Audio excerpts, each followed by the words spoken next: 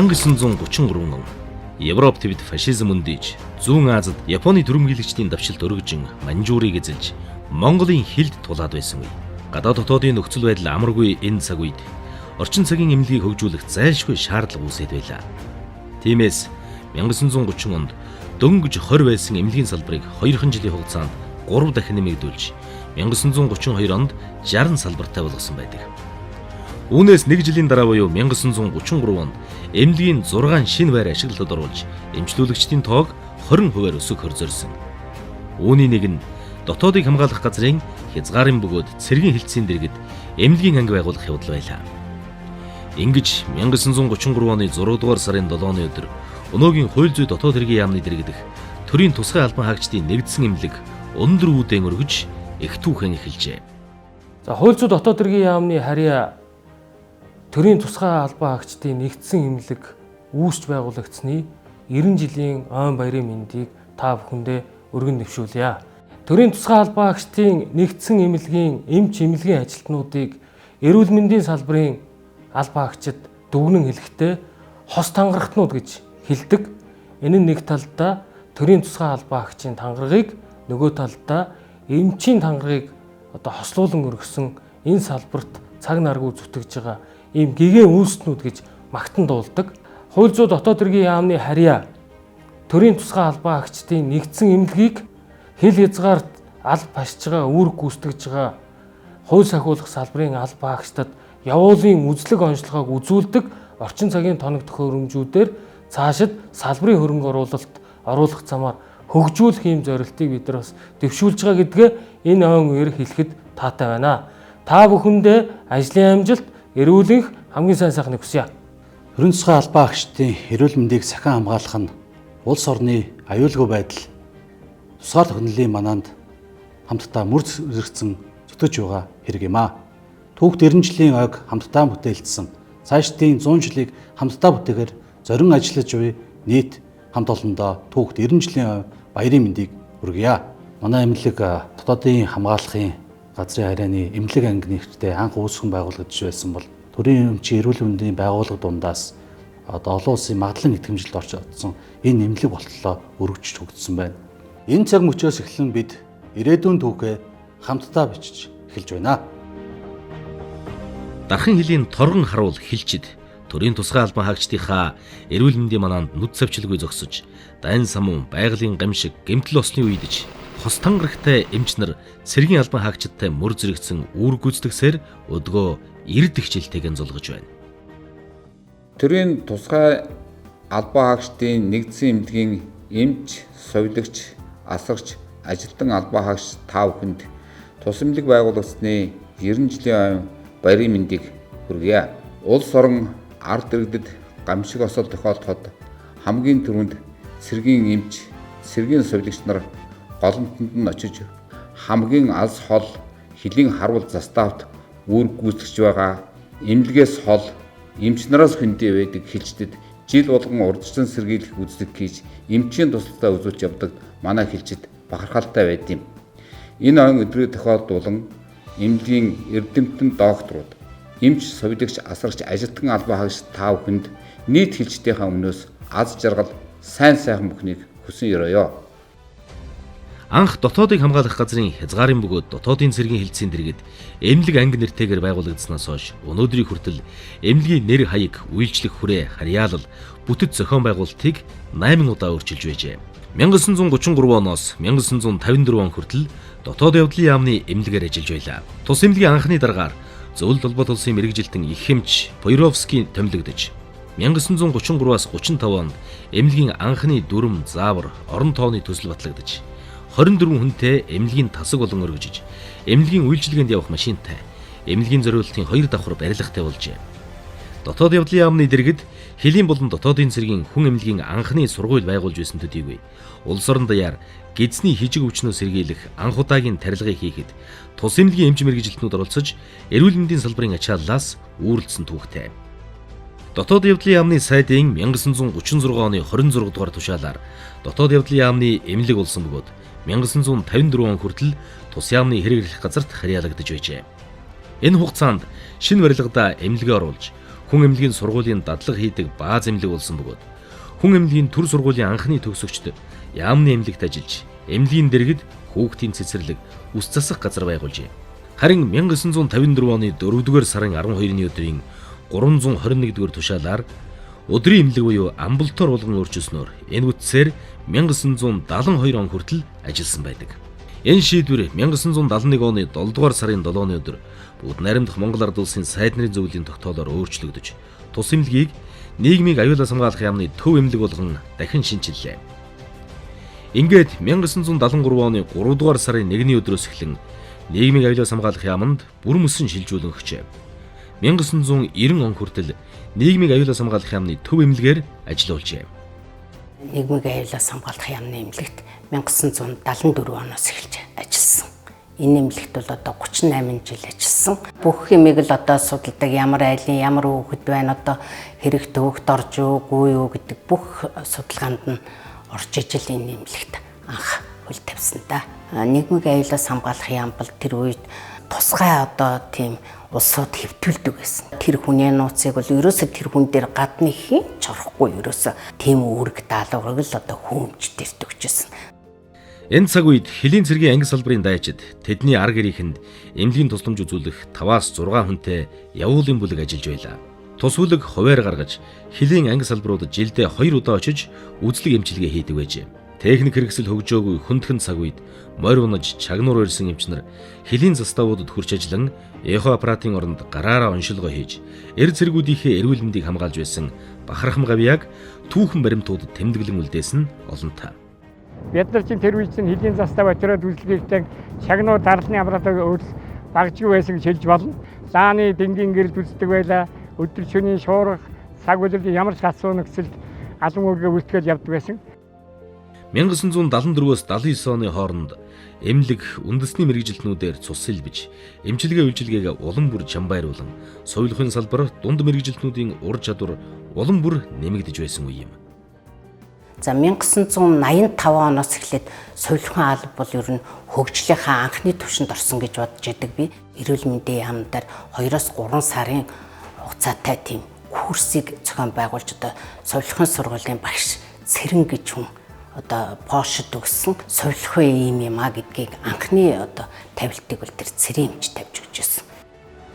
1980 оны статистик мэдээнээс харахад тус эмнэлэг жилдээ 180 хагалгаа хийдэг байсан бол 1987 он гэхэд 20 орчим төрлийн 500 гаруй хагалгаа хийдэг болсон байна. Тухайн үед эмнэлгийн медсаслын тасагт ташхүү, алтан гарт төрөө, отон зэрэг тухайн цаг үеийн шилдэг эмчнэр ажиллаж залуу халаагаа мөн практик дээр бэлтгэн шинэ эмчилгээг нэвтрүүлж байсан үе юм. 90 он гэхдээ 1500 гаруй хагалгаа хийдэг жилдээ 32-аас 34 нэг төрлийн хагалгаанууд хийдэг байсан. Тэгээд нөгөө хаалганы соёлогч эмчнэр надад шүн дуудагдаж ажилладаг. Бас хил рүү явж тусламж үзүүлдэг. Хилийн зэрэгчин том нөгөө Ми8 нэстэг хэрэгтэй. Эмчтэйгээ хамт яваад тусламж үзүүлдэг байдаг.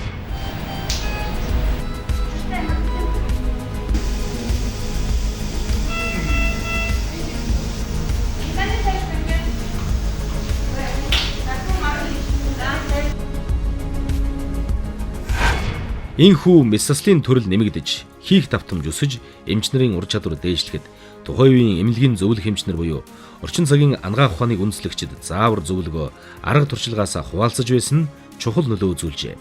Тэдний нэг нь Монгол улсын анхны медсаслын эмч доктор профессор Вандан Шин Ичин хорлоо байлаа. Тэрээр монголчуудыг элэгний битэг хэмээх аюул төвчнөөс салгаж, орчин цагийн анагаах ухаанд жинтэй хувь нэмэр оруулжээ. Түүний Монгол хүний, Монгол үндэсний эрүүл мэндийн төлөө хоёргүй сэтгэлээр зүтгэсэн онцгой гавьяаг үнэлж, Монгол Улсын засгийн газрын 2005 оны 3 дугаар сарын 9-ний өдрийн 42 тоо тогтоолоор төрийн тусгай албан хаагчдын нэгдсэн эмнэлгийг Вандан Шин Ичин хорлоогийн нэрэмжит болгосон түүхтэй. Одоо тэр үчиг компьютер гэдэг юм байхгүй, эхо гэдэг юм байхгүй. Багч маань хүн ингэ тавиа. За энэ болгоо, энэ төгжрөл байна. За энэ бол одоо битэг байна. Энэ төсөн өвдөж гал энийг бол ерөөсөн шууд л хийлээ. Тэгээд тэр битэг өвчний тархалт гэдэг юм тэр доктор тэр Вишневский институтд очив. Тэгээд тэргээр шинжилгээний доктор хамгаалсан. 1990 оны 4-р сарын 17-ны өдөр найрамдах Монгол Ард улсын ардын их хурлын тэргүүлэгчдийн зарилгаар улсын аюулгүй байдлыг хангах ерөнхий газрын төв эмнэлэг болгон дахин өөрчлөлөө. 1994 он хүртэл энэ нэрээр үйл ажиллагаа явуулж, жилдээ 32-оос 34 төрлийн 1500 гаруй хагалгаа хийдэг байсны дотор нойр улчирхай тайрах хагалгааг амжилттай нутагшуулж байлаа. Шинэ технологи нэвтрүүлж, шилдэг туршлагыг эмчилгээнд ашиглахын зэрэгцээ хэлийн заставуудад гарсан осол гэмтэл, халдлагад өртсөн дайчдад яаралтай тусламжийн үйлчилгээ үзүүлж, давхар чанаржуулж иржээ. 1990-ад оны дундуур бол анхны нэмлэгт дэлгэний баруун дэлбэг бүтнээр нь тайрах хагалгааг анх удаа энд хийгдсэн. 2000-ад оны үед бид нойр улчирхай толгой хэсгийг тайрах хагалгаа хийгдсэн. Уушиг тайрах хагалгаануудыг сегментээр нь тайрах, дэлбэнгээр нь тайрах, доолиор бүтэн авах энэ хагалгаануудыг эхэлсэн. 1994 оны 5 дугаар сарын 9-ний өдөр хэлийн цэргийн төв эмнэлэг болгох шийдвэрийг засгийн газраас гаргалаа. Ингэж хэлийн цэргийн удирдах газрын харьяалд очиж тэг 242 дугаар анги буюу хэлийн хүн эмнэлгийн 1-р тусгай хороолсон байна. Ардчил шилжилтийн хүнд үе байсан ч тус эмнэлгийн хос тангарагтай эмчнэр хэлийн заставуудад хурж ажиллан эх орны дархан хэлийн харуул хэлчдийнхээ эрүүл мэндийн манаанд хоёргүй сэтгэлээр зүтгэсээр байсан юм. Миний аав Метокч аавтай аюуш хэлийн цэргийн хурандаа хүн байсан. 1993-аас 1996 он хүртэл хэлийн цэргийн төв эмнэлгийн дарга ерөнхий эмчээр ажиллаж исэн. Одоо санахад бол аав маань ерөнхийдөө ер нь ихэнхдээ л гэртээ байхгүй дандаа л хөдөө томилтоор явдаг, хэлээр явдаг тийм л хүн байсан. Тухайд бол дарга болоход эмнэлэг нь их өртөө тийм байсантай бүх өрнөөс нь бол гаргасан, илүү эмнэлэг үйлчлэгээндээ илүү их анхаарсан. Эмнэлгийн одоо төрх оруулахад бол их түлхэц болсон. Тухайн би бол уншиж ирсэн. Ямар хүү төрүүлснэ ээж минь та хараарай. Ямар хүнээр мануулснаа эх хорон минь та үзээрэй гэх дууны нэг мөр шиг. Тангараг өргөсөн төрийн тусгай албан хаагч, тангараг өргөсөн эмч хэмээх эрхэм хүндтэй алдрыг дааж аваа төрийн тусгай албан хаагчдын эмнэлгийн хамт олон бол эх хорны их хэлийн цуцшгүй, шантаршгүй, ухаршгүй харуулууд болдог юм. Хэлийн цэргийн хэлцлийнхэн эрүүл мэндийн эмчлийн комиссийг 11 жил ахалж гарсан. Тэн дээр мэдээжээр эрүүл чирэг хэлцийн үг авч эх орноо мануулна. Хэлцэд гэмтэг бэлтэг ямар ч нэгэн өвчин тохиолдохгүй газар байхгүй ч хаанч байсан. Тэрийг манай эмчнэр байна шуурхай нарийн онцолж эмчилгээ үйлчлэгээ явуулдгаараа энэ үгэндээ ярихад энгийн эмчнэрээс арай давуу талтай гэж болно. 2000 онд одоо 2 дугаар шатны цэргийн татлагын үеэр одоо бидний яг өнөөдөр энд байгаа хэлийн цэргийн тэг 131 дугаар ангийн отрядын төвдөр би 2 сар эмчээр ажилласан. Хавтаас цэрэг татаад тэгээ Алтай ангид аваачаа сургалтын төвд байрлуулад тангараг өргүүлээд ирэх ийм одоо үүрэгтэйгээр анхны томилтоо аваад тэгээд ангийн эмчээр одоо 40 хоног ажиллаад тэгээд тангараг өргүүлээд буцаж ирж исэн. Өнөөдөр эмч мэргэжилтнүүд хэлчдийнхээ эрүүл мэндийг хамгаалах үүргээ нэр төртэй биелүүлсээр байна. Эрүүл хэлчин 1 болон 2 дугаар хөтөлбөрийг амжилттай хэрэгжүүлж, анагаах ухааны салбарын шилдэг технологиудыг ашиглан хэлийн заставууд дээр мэс заслын болон нарийн мэргэжлийн онцлогоо хийж байна. Сүүлийн 3 жилийн хугацаанд 20 гаруй ангид 5000 гаруй хэлчдэд эрүүл мэндийн урьдчилан сэргийлэх тусламж үйлчилгээг газар дээр нь очиж үзүүлсэн нь эмнэлгийн цар хүрээ улам нэмэгдэж байгааг нотлно. Эмнэлгийн тусламж үйлчилгээнд шинэ технологи болох алсын зан эмчилгээ онцлогооны 5G нүдний шилийг 2023 оны 2 дугаар сарын 27-ны өдөр нэвтрүүлж тусламж үйлчилгээ үзүүлээд байна. За гараад ирлээ. Спонжиш. Харж байна уу? Харж байна. Айгуу сайн гаргаж гэж байна одоо. Өгнийхээ юугаар сайн байна. Скайлаарч төсөөл авчихоо. Ойлголоо. Яг дараалтайхан боочоор. Уян бит байгаа юу? Байгаа. 2023-аас 24 оны хооронд бол эрүүл хэлчин 3 хөтөл маань бас амжилттай хэрэгжээд явж байгаа. Жилдээ бид нар бол 3-аас 5 хүртэл одоо ангид алсгсан ангиуд дээр эмнэлгийн тусламж үйлчилгээг очиж үзүүлдэг.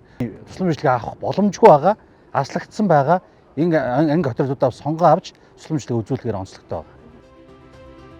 Монгол Улсын засгийн газрын 2000 оны 1-р сарын 26-ны өдрийн 13 дугаар тогтоолоор төрийн тусгай албаагчдын нэгдсэн эмнэлэг болгон дахин өөрчлөлөө. Энэ үед хууль зүйн дотоод хэргийн яамд харьяалагддаг 130 гаруй мянган албаагчдад эрүүл мэндийн бүхий л төрлийн тусламж үйлчилгээг үзүүлж хэлсэн. Ийхүү өөрчлөлт зохион байгуулалтад оруулж байсан ч эмнэлгийн үндсэн бүтцээ хадгалахын зэрэгцээ ерөнхий мэс заслын тасгийг гэмтлийн болон мэс заслын тасаг болгон хуваалаа. Ингэснээр орчин үеийн мэс заслын төрлүүдийг нутагшуулахад томоохон түлхэц сулжээ. Спиц тавиад гэмтлүүдийг битүү аргаар ингээд татдаг, сунгадаг, эвлүүлдэг тэр одоо том тохиромжийг Оросын холбооны улсаас оруулж ирсэн. Өвдөд өнгөн арга шинэ арга хийх. Энэ нэмийг Солонгосоос Оросын холбооны улсаас ингэж суралцж нэвтрүүлсэн. Үүнийг дагаад эмч мэрэгжилтнүүдийн гадаад хэлний мэдлэг боловсрал дээшилсэн төдийгүй төрийн тусгай албан хаагчдын нэгдсэн эмнэлгийн гадаад харилцаа хөгжиж, эрүүл мэндийн салбар дах гадны технологи, ноу-хауг эзэмшиж сурсан мэдснээ Монгол түмнийхээ эрүүл мэндийн төлөө зориулах олон шинэ боломжуудыг нээсэн. Эмнэлгийн гадаад харилцааны түүхэнд чухал дэвшил болсон он жилүүд байлаа. Оросын холбооны улс, за Герман, Япон, Таиланд, Тайван, Хятад улсын одоо цэргийн шугамгаар бас улсууд явж 6-аас жилийн хугацаатай, за зарим нь богино хугацааны сургалтанд томгдож хүрээнд хэлсэн. Мөн энэ үед зэвсэг түвшний ерөнхий командлагч Монгол улсын ерөнхийлөгчийн зарилгын хүрээнд 20 ортой уламжил тангаа ухааны тасгийг шинээр нээн ажилуулж зүү төөнүүр, усан эмчилгээ, сүүн бариа, усан бариа зэрэг эмчилгээг нэвтрүүлсэн байна. Зуны улиралд албаагчдыг сувилах зорилготой саамын эмчилгээ, авраг тусан аршаанд мөн сувилал нээн ажилуулж эхэлжээ. 2012 оны 11-р сарын 3-ны өдрөөс Цэргийн төв хоспиталтай нэгтгэн Батлан хамгаалах, хууль сахиулах албаагчдын нэгдсэн эмнэлэг нэрийн дор нэгтгэлээ. Австрийн засгийн газрын хөнгөлөлтэй зээлээр 1.5 Tesla-ийн хүчин чадалтай MRI аппарат 64 зүслэгтэй компьютер томографи аппарат мөн мэс заслын доронгийн аппаратууд болон үений доронгийн мэдрэлийн мэс заслын доронгийн тэгээд хамгийн сүүлийн үеийн дижитал тэр эрентген болон эхоны аппаратууд шинжлэгдэж ажилласан байдаг. Хоёр эмнэлэг нийлсэн 2-3 жилийн хугацаанд манай эмнэлгийн эмч ажилчид энхийг сахиулах үйл ажиллагаанд идэвхтэй оролцож ирсэн байдаг. Төрийн тусгай албан хаагчдын нэгдсэн эмнэлгийн албаагчдын төлөөлөл 2003 онд бүгд найрамдах Ирак улс дахь Иракийн эрх чөлөө ажиллагаанд оролцсноор тус эмнэлгийн түүхэнд анх удаа нэгдсэн үндэсний байгууллагын энхийг дэмжих үйл ажиллагаанд оролцож эхэлсэн түүхтэй. Энэ үеэс 2023 оны хүртэл нийт 48 албаагч энхийг дэмжих ажиллагаанд оролцож цэнхэр дуулалтнуудын игнэнд нэгдсэн нь бахархалтай үйл явдлын нэг юм. Ирак улс Шарли олон улсын бааз 800 кг тесрэх бод сачсан ачааны машин Шарли бааз руу довтолж Монгол улсын цэнхэр дуулалтнууд террорист ажиллагааг таслан зогсоолоо. Хэрвээ Монгол цэргүүд энэ үйл ажиллагааны цар хүрээг бууруулж чадаагүй бол багадаа 3,000 энхийг сахиулагч амиа алдах эрсдэлтэй нөхцөл байдал байсан юм. Яг энэ эрсдэлтэй нөхцөлдөж төрийн тусгай албаагчдын нэгдсэн эмнэлгийн эмч нар цэнхэр дуулалтнуудтай мөр зэрэгцэн үүргэн гүйцэтгэж явлаа.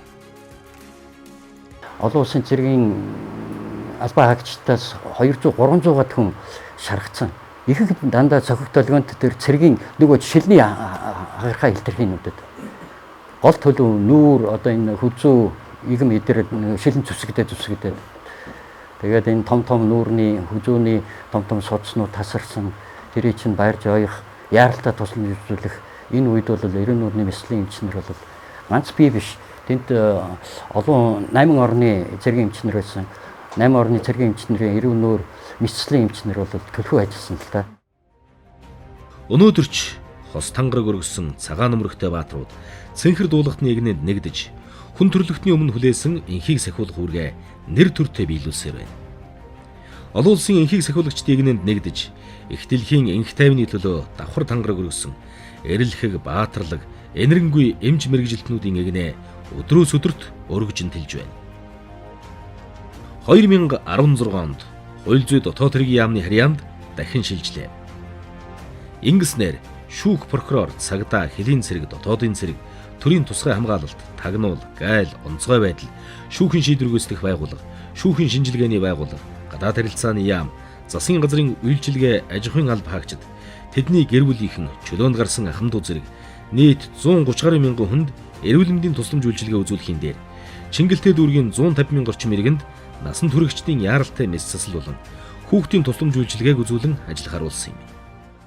Амбулаторийн нээлт болоход нээлтийн үйл ажиллагаанд ирсэн зочдоо дагуулад ер нь л одоо хоосон өрөөнүүдээр ороод энд одоо тийм тасаг нэгж зохион байгуулагдана гэсэн байдлаар танилцуулж явсан. Тэр одоо дурсамж их тодхон санагдаж байна. Австрийн төслийг 7 сая еврогийн төслийг одоо амжилттай хэрэгжүүлсэн. За энэ төслийн хүрээнд бүхий л одоо орчин үеийн эмнэлэгт ямар одоо шаардлагатай тоног төхөөрөмж, шаардлагатай мэслийн өрөөнүүд байх ёстой. Тэр бүхнийг хүчил төрөгчийн хүчил төрөгч болон бусад хийн одоо системээс авахуулаад маш өндөр өртөгтэй ийм тоног төхөөрөмжүүдийг суурлуулж богинохон хугацаанд энийг ерөөсөө 1 жилийн хугацаанд манай инженер техникийн ажилчид болон одоо бусад ажилтныхаа хүч хөдөлмөрөөр энэ бүхнийг бий болгосон.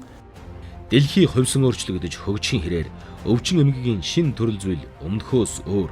Түүнийг дагаад эмчилгээний аргач улам бүр нарийсаар байна. Төрийн тусгай албан хаагчдын нэгдсэн эмнэлэг гэх овог нэгтэй эмнэлгийн мэргэжилтнүүд эмчилгээ үйлчилгээгээ илүү чанаржуулахаар эмч мэргэжилтнүүдийнхээ ур чадварыг тодруулан өнгөлж, олон улсын чиг хандлага, анагаах ухааны салбарт гарсан дэлхийн нийтийн ололт амжилтыг цаг алдалгүй үйлчлүүлэгчдэд хүргэхээр чармайн ажиллаж байна. 2000 оноос хойш тасралтгүй жил бүр эмч совилогчдын эрдэм шинжилгээний чуулган зохион байгуулж ирсэн. Үүний нэг тод илрэл нь 90 жилийн ойгоо огтон зохион байгуулсан эрдэмийн чуулган болон олон улсын эрдэм шинжилгээний баг хурлууд байлаа. Зөвсөх түвшний жанжин штабын дэргэдэх батлан хамгаалах их сургуулийн англи, герман хэлний курсүүдэд эмчнэр суралцаж мэдлэг мэргэжлээ дээшлүүлсэн байдаг. Гадаад дотоодод мэдлэг мэргэжлээ богино хугацаанд дээшлүүлж, за тэр шинээр суурлуулсан багш тоног төхөөрөмжүүдээ маш богино хугацаанд эзэмшиж төрийн тусгай албаагчдынхаа эрүүл эмнэлгийн тусламж үйлчилгээнд үйл ажиллагааг хүргэж байлаа. Дотрын 1-2 дугаар тасаг, мэдрэлийн тасаг, уламжлалт эмчилгээний тасаг, хүүхдийн тасаг, яаралтай тусламжийн тасаг, сэргээн засах эмчилгээний тасаг, дүр соншилгооны тасаг, өдрийн эмчилгээний тасаг, лаборатори эмгэг судлалын нэгдсэн тасагтайгаар үйл ажиллагаагаа явуулж байна. Салбар бүртээ олон улсын эмчилгээний шинэ арга туршлага, шилдэг инновац, тоног төхөөрөмж технологиг нэвтрүүлж чадсанараа Монгол улсын анагаах ухааны салбарт жинтэй хувь нэмэр оруулж байна.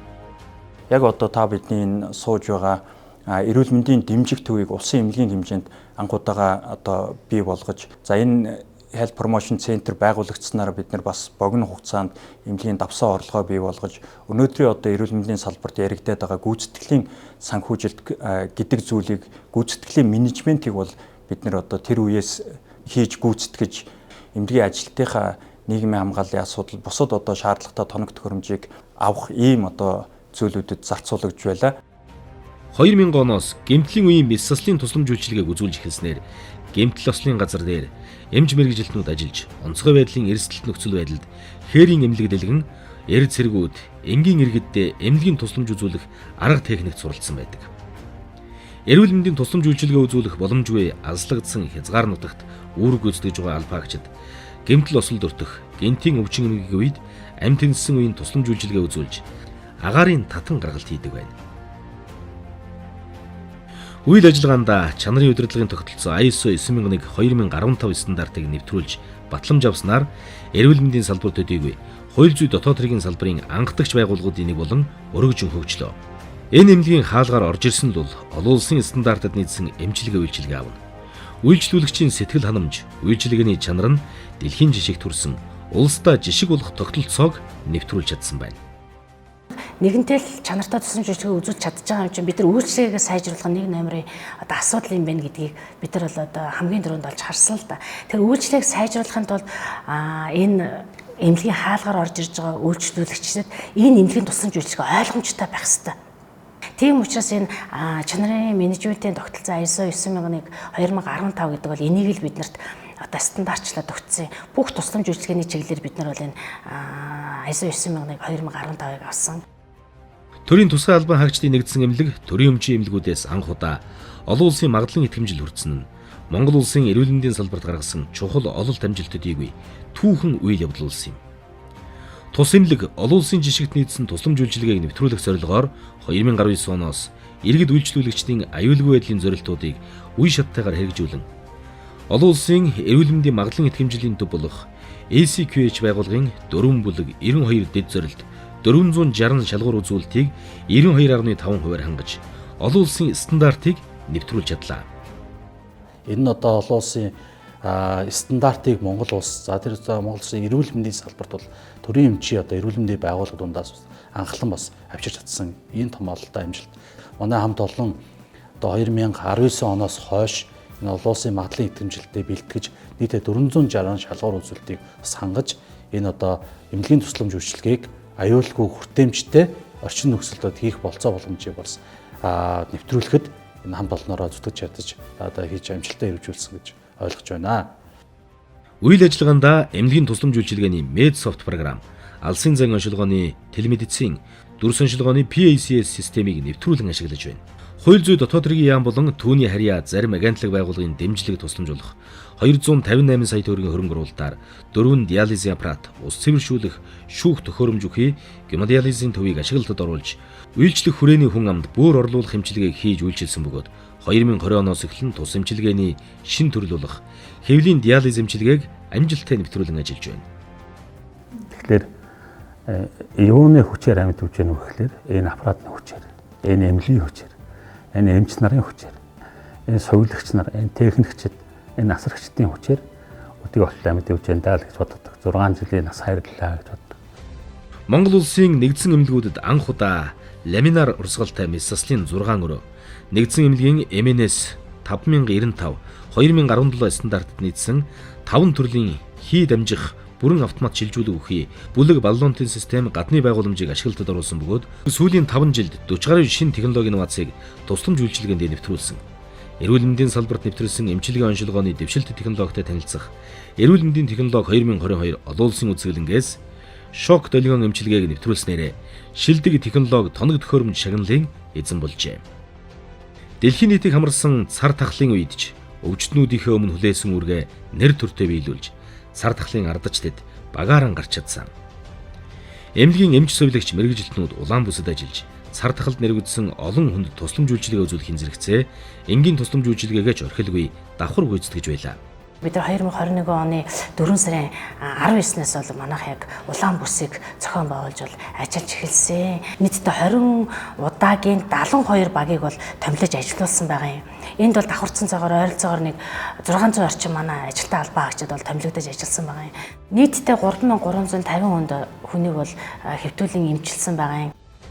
1933 оны 6 дугаар сарын 7-нд хоёрхан хүнтэй үйл ажиллагаагаа эхлүүлж байсан эмнэлэг анги өнөөдөр батлагдсан оронтойгоор 455 эмч мэргэжилтэнтэй 27 тасаг төв албадтай 130 мянган хүнд 298 оншин хамааралтай бүлгээр эмнэлгийн тусламж үйлчилгээ үзүүлдэг эрүүл мэндийн салбарын тод түүчээ эрд цэргүүдийн найдвартай ард тал Монгол улсын дархан хэлийн давхар харуулууд их дэлхийн энх тайвны цэнхэр дуулуутнууд болон үйл ажиллагаа эмчилгээ үйлчилгээ нь өдрөөс өдөрт өргөжин тэлж өнгө нэмсээр байна. Энэ жилийн түүхээ одоо бичлэгэн хажуугаар дараагийн 10 жилээ бас тодорхойлж гаргаж байна, харж байна. Цаашдаа бас энэ төв эмнэлэг болж лавлаа шатлын тусламж үйлчилгээ үзүүлэх.